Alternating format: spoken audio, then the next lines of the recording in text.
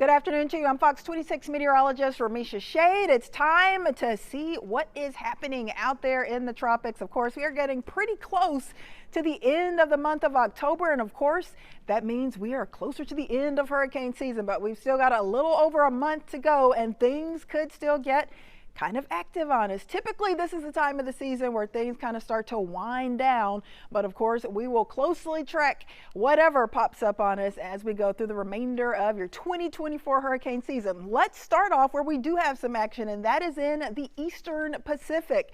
This is Kristy, and Kristy is a super powerful hurricane. In fact, as of the 4 p.m. advisory, it is up to a Category 5, so that is as strong and as bad as it gets. But here's the good news. Kristy is tracking off to the west, moving away from Mexico, away from the U.S., but you can clearly see that well-defined eye. You can see that it is very healthy looking, very organized. So thank goodness it's not going to be impacting land, because it could have done a lot of damage. In fact, it is up to a very powerful hurricane. Like I said, the last advisory showed it right around 160 miles per hour. You can see a Category 5 hurricane is 157 miles per hour or stronger. So as of the 4 p.m. advisory, it is still at 160 miles per hour. So that is a very powerful hurricane, like I mentioned. But as you can see, it is pushing west pretty quickly, around 16 miles per hour, and it will start to shift more to the northwest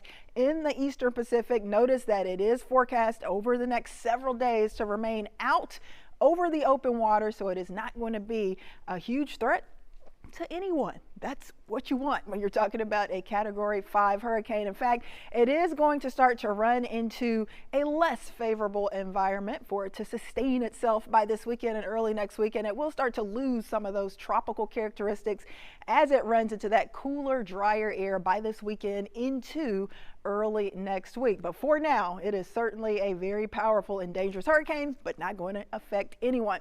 Now let's flip over to the Atlantic basin. Of course, these are the systems that could potentially impact us, and it's already been an active season so far. We've had 15 named storms starting off the season with Tropical Storm Alberto. Of course, we were hit right here in Houston by Beryl, which at one point grew to a Category 5 hurricane, but hit Houston as an 80-mile-per-hour Category 1 hurricane back on July 8th.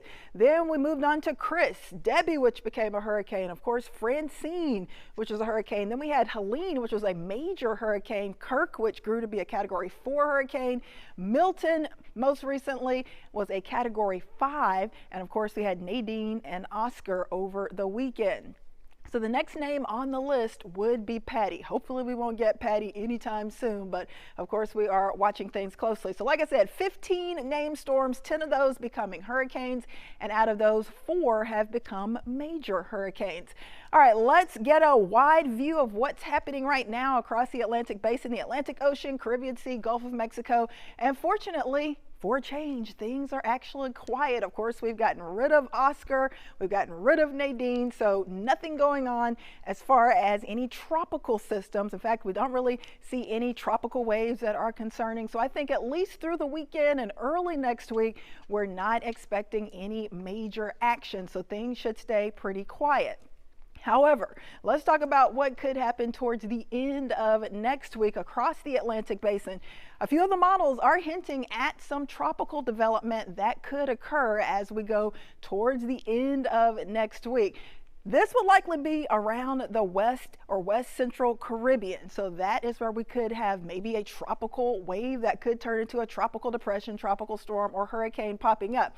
It likely won't threaten Texas, but it could have some impacts to Florida, especially that heavy rainfall and flash flood risk. Still a little early to say exactly where it's headed or what type of impacts it will have, but we are certainly keeping our eyes on this potential system. Our futurecast will show through the weekend. We're going to stop the clock here around 7 p.m. Sunday. There's not a lot going on, just some general showers and storms across parts of the Caribbean and over into Central America, Mexico, but nothing really organizing across the West or Central Caribbean. However, as we go into Tuesday of next week, Wednesday, Thursday, notice that there's a little something popping up here. You can kind of start to see that counterclockwise rotation. It looks like a tropical system is trying to get going very close close to Jamaica, and it would be off to the east coast of Central America. So possible tropical system in the Caribbean? Yes, it is a possibility. We're looking at the 5 p.m. Wednesday time frame. So almost a week from now, we could have something that may start to develop, and it could cause some problems to parts of the U.S. You can see that's where it would develop near Jamaica. There's Miami. So yes, some of those outer rain bands, some of that tropical moisture would likely push up towards Florida, even if Florida doesn't get a direct hit. But I think we'll be protected for the Houston area.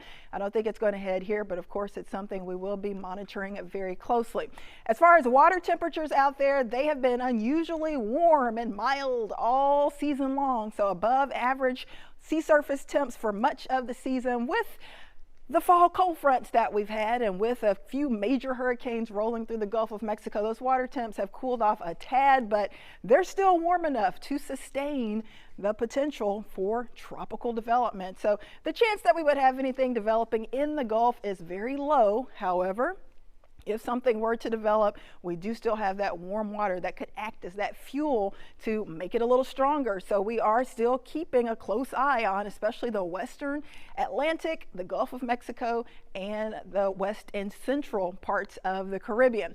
So this season has been very busy. Like I said, in a normal season for the Atlantic Basin, we'd have about 14 named storms. Out of those, 7 becoming hurricanes, and out of those, 3 becoming major hurricanes. But this is what we've had so far for the 2024 season. It's already been an above average season with 15 named storms, 10 of those becoming hurricanes and 4 becoming major hurricanes. This is the forecast that NOAA put out towards the beginning of the season, and we've already reached that range of 8 to 13 hurricanes and 4 to 7 major hurricanes.